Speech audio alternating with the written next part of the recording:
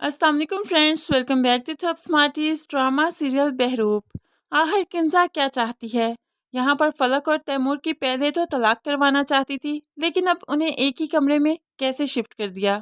उन्हें एक ही कमरे में ये कहते हुए शिफ्ट कर देती है कि कानूनी तौर पर और शरई तौर पर तुम दोनों मियाँ बीवी हो, तुम दोनों का एक दूसरे पर हक है। ऐसे में मुनासिब नहीं लगता कि तुम दोनों एक कमरे में ना रहो, इसलिए अब फलक तुम्हें तैमूर के कमरे में ही रहना है। एक दूसरे के हाथों में हाथ थमाती है और वहाँ से चली जाती है, तो एक दूसरे की तरफ ये दोनों देखते ही रह जाते हैं।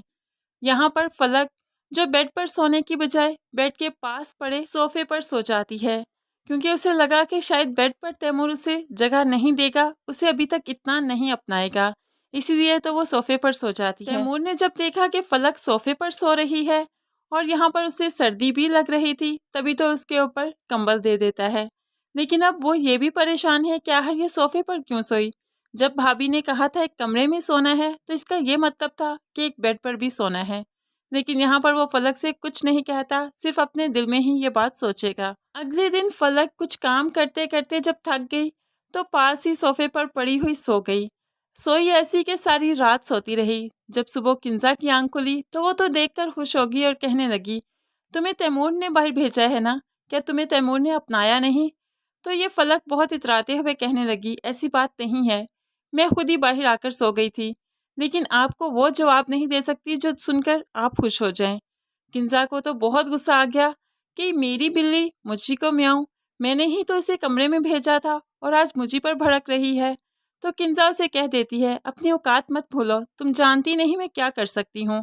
ऐसे में उसको थप्पड़ मारने लगती है, तो ये फलक उसका हाथ पकड़ लेती है। किंजा के हाथ में कोई बात आए और तैमूर तक ना पहुँचे, ऐसे कैसे हो सकता है।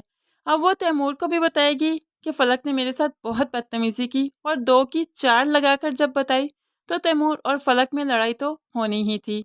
किंजा यही तो चाहती है कि तैमूर के सामने अच्छी बनी रहे और फलक को खूब तंग करे।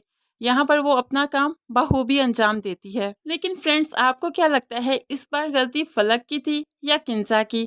फलक को ही ठीक तरीके से दबकर बात करनी चाहिए थी, क्योंकि अभी तक उसके पाँव इस घर में ठीक तरह से जमे नहीं। तो किंजा को इस तरीके से जवाब देना चाहिए था या नहीं, ज़रूर कमेंट्स में बताइएगा। मुझे लगता है कि फलक का जवाब देने का अंदाज ही गलत था। आपको क्या लगता है, ज़रूर बताइएगा। मज़ीद वीडियोस के लिए चैनल को सब्सक्राइब करके साथ ही बेल का नोटिफिकेशन ज़रूर प्रेस कर दें, ताकि आने वाली हर वीडियो आप आसानी से देख सकें। अल्लाह हाफिज़।